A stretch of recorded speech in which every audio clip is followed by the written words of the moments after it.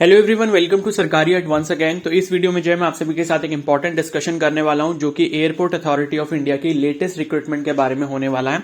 तो airport authority of India यानी कि एएआई ने जो है एक लेटेस्ट रिक्रूटमेंट नोटिफिकेशन रिलीज किया है जो कि सभी ग्रेजुएट्स के लिए है जिन्होंने बीटेक किया है या फिर बीएससी किया है फिजिक्स और मैथ्स के साथ। ठीक है, तो जो भी ऐसे कैंडिडेट्स है वो यहां पर जो है एयर ट्रैफिक कंट्रोल यानी कि एटीसी में जूनियर एग्जीक्यूटिव की पोस्ट पर अप्लाई कर सकते हैं। तो उसके बारे में हम लोग इस वीडियो में डिटेल में डिस्कशन करने वाले हैं कि इसके बारे में जो है मतलब टोटल सीट्स आपकी कितनी है, एप्लीकेशन फॉर्म की फीस कितनी है, एग्जाम आपका कब होगा, तो इन सभी से रिलेटेड डिस्कशन करेंगे। और अगर हमारे पास इस वीडियो में थोड़ा टाइम बचता है तो हम इसके सिलेबस और एग्जाम पैटर्न के बारे में भी डिस्कस करेंगे। अदरवाइज जो है मैं सिलेबस और एग्जाम पैटर्न पे इसकी एक अलग से वीडियो बनाऊंगा, साथ ही आपके साथ प्रीवियस ईयर का पेपर भी शेयर करूंगा जिससे आपको एक आइडिया लग पाए कि आपको प्रिपरेशन कैसे करनी है। ठीक है, तो आप सभी से रिक्वेस्ट है कि आप जो है चैनल को जरूर सब्सक्राइब कर लें और बेल आइकन को प्रेस कर लें। इसके रिगार्डिंग जो भी इंपॉर्टेंट इन्फॉर्मेशन होगी, जो भी ऐसी चीजें होंगी, जो भी ऐसा मटेरियल होगा जो आपकी सिलेक्शन में आपको हेल्पफुल रहेगा, वो मैं आपके साथ यहाँ चैनल पर शेयर कर सकता हूं। ठीक है,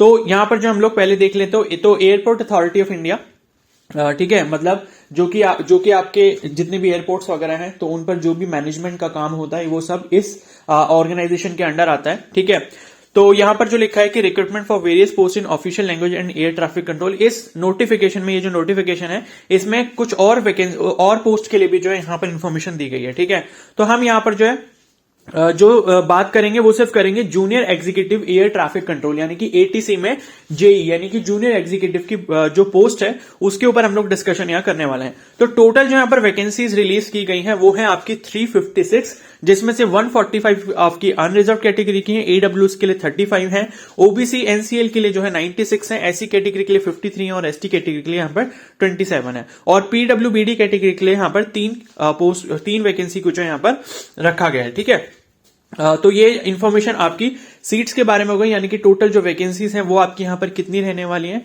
ठीक है, और इसका जो है एप्लीकेशन फॉर्म ऑनलाइन फिल किया जाएगा। अब यहां पर हो सकता है एग्जैक्टली आपको सारी इंफॉर्मेशन देखने को ना मिले, लेकिन मैं आपको बता दूंगा इसके बारे में।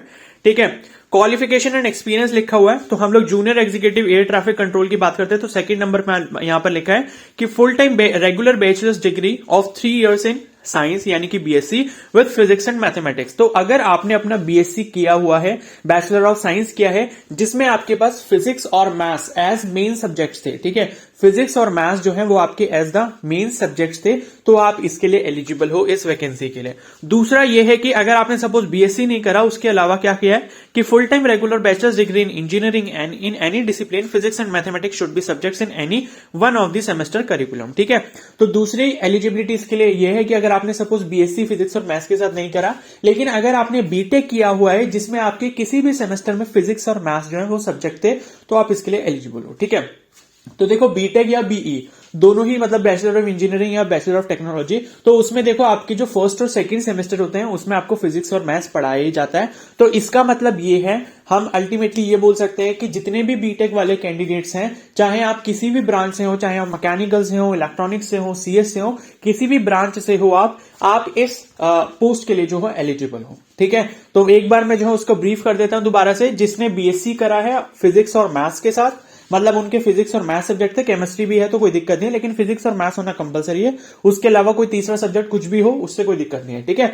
दूसरी एलिजिबिलिटी है कि अगर आपने बीटेक करा है किसी भी स्ट्रीम में तो आप इस वैकेंसी के लिए एलिजिबल यहां पर रहने वाले हो। और एक्सपीरियंस की बात यहां पर लिखी है कि नो एक्सपीरियंस इज एसेंशियल, तो इसमें कोई भी एक्सपीरियंस की जरूरत नहीं है, फ्रेशर कैंडिडेट भी यहां पर अप्लाई कर सकते हैं। अगर आपको एक्सपीरियंस है तो अच्छी बात है, लेकिन उसका वहां पर आपको कोई फायदा नहीं मिलने वाला है। ठीक है ना, एक्सपीरियंस अगर नहीं है तो भी आप यहां पर एलिजिबल हैं। ठीक है, उसके बाद हम लोग और इसके बारे में डिटेल्स देख लेते हैं। तो यहां पर जो है एज लिमिट की हम लोग बात करते हैं। एज लिमिट यहां पर कितनी रहनी चाहिए, तो जूनियर एग्जीक्यूटिव के लिए एज लिमिट आप देख सकते हो, लिखा हुआ है मैक्सिमम एज 27 ईयर्स ऑन 21 जनवरी 2023। ठीक है, तो 21 जनवरी 2023 तक आपकी मैक्सिमम जो है 27 ईयर्स की एज होनी चाहिए। अब यहां पर कुछ ऐसी कैटेगरीज हैं जिनको एज में रिलैक्सेशन दिया जाएगा, जैसे अपर एज लिमिट में रिलैक्सेशन दिया जाएगा 5 ईयर्स का एससी और एसटी कैटेगरी के लिए, और 3 साल का रिलैक्सेशन दिया जाएगा ओबीसी कैटेगरी के लिए। यानी कि ओबीसी के लिए अगर आप ओबीसी कैटेगरी से हो तो आप 30 ईयर्स तक, अगर आपकी 30 ईयर्स तक एज है 21 जनवरी 2023 तक, तो आप इसे अप्लाई कर सकते हो। और अगर आप एससी एसटी कैटेगरी से हो तो आप जो है 32 ईयर्स अगर आपकी एज हो गई है 21 जनवरी 2023 तक, तब भी आप इसको अप्लाई कर सकते हो। ठीक है। बाकी जो PWD कैंडिडेट्स हैं उनके लिए 10 साल का यहाँ पर एज रिलैक्सेशन दिया गया है। ठीक है। बाकी यहाँ पर कुछ और नॉर्म्स भी लिखे गए हैं, तो वो आप लोग देख सकते हो, जिसके लिए आप मतलब अगर आप इनमें से किसी अदर कैटेगरी में आते हो, जैसे यहाँ पर AAI में किसी ने अगर रेगुलर सर्विस की है तो उनको जो है 10 साल का रिलैक्सेशन एज में यहाँ पर दिया जाएगा। ठीक है। तो ये हो गई आपकी एज लिमिट की बात। अब हम लोग इंपॉर्टेंट डेट्स के बारे में बात कर लेते हैं। तो एप्लीकेशन फॉर्म जो है इसका 22 दिसंबर 2022 से स्टार्ट होने वाला है, यानी कि अभी आपके पास काफी टाइम है। तो आज जो है 10 तारीख है, तो अभी आपके पास पूरे 10 से 11 दिन है। तो 10 से 11 दिन के बाद जो आपका एप्लीकेशन फॉर्म यहाँ पर स्टार्ट होने वाला है। तो 22 दिसंबर 2023 से इसका एप्लीकेशन फॉर्म स्टार्ट होगा। एप्लीकेशन फॉर्म फिल करना काफी इजी रहता है, कुछ नहीं करना है, बस आपको अपनी पर्सनल इन्फॉर्मेशन फिल करनी है, अपनी ग्रेजुएशन के मार्क्स वगैरह अगर वो मांगेंगे तो वो फिल करने होंगे, और साथ ही आपको अपना फोटो और सिग्नेचर यहाँ अपलोड करना होगा। ठीक है। तो 22 दिसंबर 2022 से जो है एप्लीकेशन फॉर्म स्टार्ट हो जाएंगे, और लास्ट डेट जो है वो आपकी 21 जनवरी 2023 यहाँ पर रहने वाली है। ठीक है, 21 जनवरी 2023। अब आपका जो एग्जाम है वो CBT मोड में कराया जाता है, पर ऑनलाइन आपका एग्जाम होता है। ठीक है। उसमें जो है मतलब प्रीवियस ईयर के पेपर के अकॉर्डिंग आपको मैं अगर पेपर का पैटर्न बताऊं तो 120 क्वेश्चंस होते हैं, और 120 का ही यहां पर जो है पेपर आपका रहता है, यानी कि एक क्वेश्चन जो वो आपका 1 मार्क्स का यहां पर रहता है। ठीक है।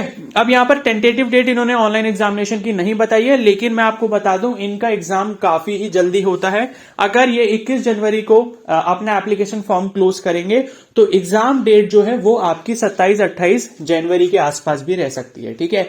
एप्लीकेशन फॉर्म की जब लास्ट डेट क्लोज होती है तो ये विद इन 1 वीक भी अपना एग्जाम करवा सकते हैं, क्योंकि लास्ट टाइम जो है ऐसा ही हुआ था। ठीक है। तो आप ये सोच के चलिए कि आपके पास जो टाइम है वो आपके पास सिर्फ 25 जनवरी तक का टाइम है। 25 जनवरी के बाद किसी भी तारीख में जो है आपका एग्जाम यहां पर सेटल किया जा सकता है।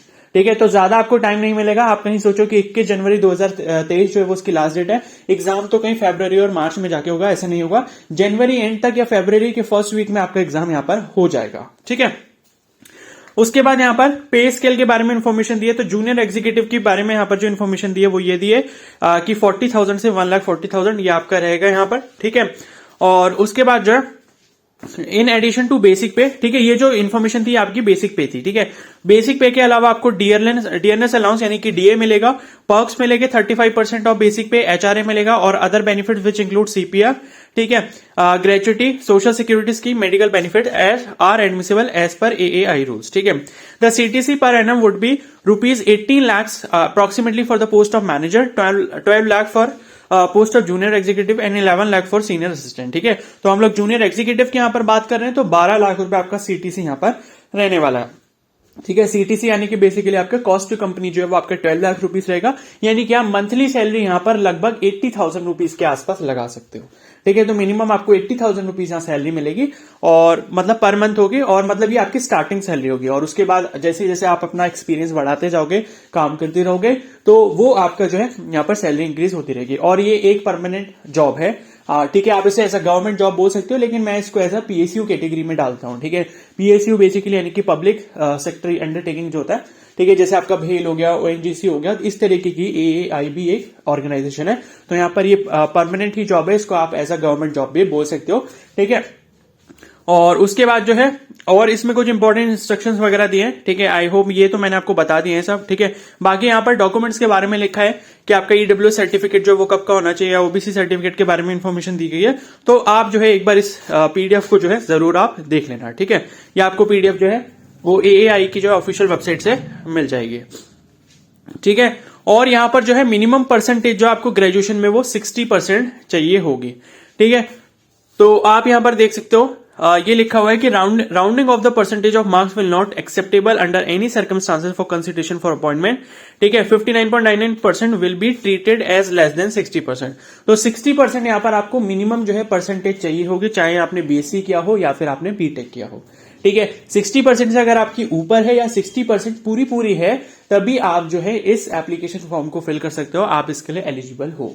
ठीक है। अगर किसी को CGPA मिला है, ठीक है, अपने ग्रेजुएशन में CGPA अवार्ड हुआ है, तो आपके वहां पर जो आपकी मार्कशीट है या फिर जो आपकी डिग्री है उसके ऊपर कहीं ना कहीं आपका कन्वर्जन रूल लिखा होगा कि जो आपका CGPA है उसको परसेंटेज में कैसे कन्वर्ट करना है। तो वो आप कन्वर्ट करके फिर आप मेंशन करोगे अपने एप्लीकेशन फॉर्म में। ठीक है। तो मिनिमम 60% आपका यहाँ पर रहने वाला है। और सिलेक्शन प्रोसेस यहाँ पर देख लेते हैं, तो मैं आपको बता देता हूं। तो यहाँ 4th पॉइंट पे लिखा हुआ है, for the post of junior executive air traffic controller online examination will be followed by document verification, voice test for consumption of psychoactive substances and background verification, the presence of the following psychoactive substances will be tested. ठीक है, तो देखो ATC की हम बात कर रहे हैं, मतलब एटीसी में जॉइंट एग्जीक्यूटिव की, सॉरी जूनियर एग्जीक्यूटिव की बात कर रहे हैं हम लोग। ठीक है, तो यहां पर जो है पहले आपका ऑनलाइन टेस्ट होगा। ऑनलाइन टेस्ट होने के बाद जो है एक मेरिट लिस्ट आएगी। ठीक है, तो उस मेरिट लिस्ट में जितने भी कैंडिडेट्स का रोल नंबर होगा, उन कैंडिडेट्स को एक वॉइस टेस्ट देना पड़ेगा। वॉइस टेस्ट बेसिकली होता है कि आपकी जो आवाज है, क्या आप सही से सब कुछ बोल पा रहे हो, क्या आपका कम्युनिकेशन बिल्कुल ठीक है, क्लियर है या नहीं है, ये सब चीजें वॉइस टेस्ट में चेक की जाती हैं। और ये इतना ज्यादा टफ नहीं होता, इजी ही होता है। ठीक है, तो वॉइस टेस्ट में ये सब चीजें होंगी। ठीक है, मतलब ऑनलाइन टेस्ट हुआ, टेस्ट होने के बाद डॉक्यूमेंट वेरिफिकेशन होगा, उसके बाद आपका वॉइस टेस्ट होगा। वॉइस टेस्ट के बाद जो है आपका एक डोप टेस्ट टाइप का होगा। ठीक है, क्योंकि यहां पर लिखा है कि साइको एक्टिव सब्सटेंसेस, यानी कि अगर आपने कुछ ऐसी मतलब स्टेरॉइड्स वगैरह कुछ लिया है, तो उस केस में आप इस टेस्ट को आप पास नहीं कर पाओगे। जैसे या फिर आपका ये जो भी मतलब जो सब्सटेंसेस नहीं है, जैसे कैनबिस हो गया, कोकेन हो गया, ठीक है, बार्बिट्रेट्स हो गया, तो ये सब सब्सटेंसेस अगर आपके ब्लड में या फिर कहीं पाए जाते हैं, तो फिर आप जो है इस प्रोसेस से बाहर कर दिए जाओगे। ठीक है, तो एक तरीके का डोपिंग टेस्ट है। ठीक है, तो ये आपका पूरा यहां पर प्रोसेस रहने वाला है जूनियर एग्जीक्यूटिव की पोस्ट के लिए। अब मुझे ऐसा नहीं लगता कि यहां पर कुछ और इन्फॉर्मेशन है, बाकी ये दिया है कि हाउ टू अप्लाई। तो ये 22 दिसंबर से जब स्टार्ट हो जाएगा, तब आप जो यहां पर अप्लाई कर पाओगे। और एप्लीकेशन फॉर्म की जो फीस है वो यहां पर 1000 रुपीज है। ठीक है, और जो SC ST PWD कैंडिडेट्स हैं उनके लिए जो है, ठीक है, are exempted from payment of fee. ठीक है, तो यहां पर लिखा हुआ है कि however the SC ST PWD candidates apprentices who have successfully completed 1 year of apprenticeship training in AI या female candidates are exempted from payment of fee. ठीक है, तो खाली जनरल कैटेगरी के लिए यहाँ पर 1000 रुपीज है। बाकी जो कैंडिडेट्स यहाँ एप्लीकेशन फॉर्म फिल करेंगे उनके लिए यहाँ पर जो है कोई भी फीस नहीं दी गई है। ठीक है, बाकी फोटो और सिग्नेचर आपको अपलोड करना होगा, उनके इंस्ट्रक्शंस दिए हैं, वो आपको वहां पर भी मिल जाएंगे जब आप अपना एप्लीकेशन फॉर्म यहाँ पर फिल करोगे। ठीक है, और यहाँ पर और कोई ऐसी इन्फॉर्मेशन नहीं है। इनकी जो ऑफिशियल वेबसाइट है वो है aai.aero, तो aai.aero पे आप जाके सभी इन्फॉर्मेशन चेकआउट कर सकते हो। तो ये आपकी कंप्लीट इन्फॉर्मेशन थी। बाकी इसके बारे में मैं आपको आगे डिटेल्स देता रहूंगा। एप्लीकेशन फॉर्म जब स्टार्ट हो जाएंगे तो मैं आपको रिमाइंडर दे दूंगा। साथ ही मतलब यहाँ पर जो है जब मतलब इसका जो प्रीवियस ईयर पेपर है वो भी आपके साथ शेयर करूंगा। सिलेबस क्या रहता है, क्या क्या आपको पढ़ना होगा, क्या नहीं पढ़ना है, उस पर भी हम लोग जल्दी डिस्कशन करेंगे। तो आप सभी से रिक्वेस्ट है कि चैनल को जो है जरूर सब्सक्राइब कर ले और बेल आइकन को प्रेस कर ले। इस वीडियो को हम लोग यहीं पर एंड करते हैं, और कोई डाउट है अगर आपके मन में तो आप मुझे कमेंट सेक्शन में जरूर बता सकते हैं। Okay, so thank you and have a nice day.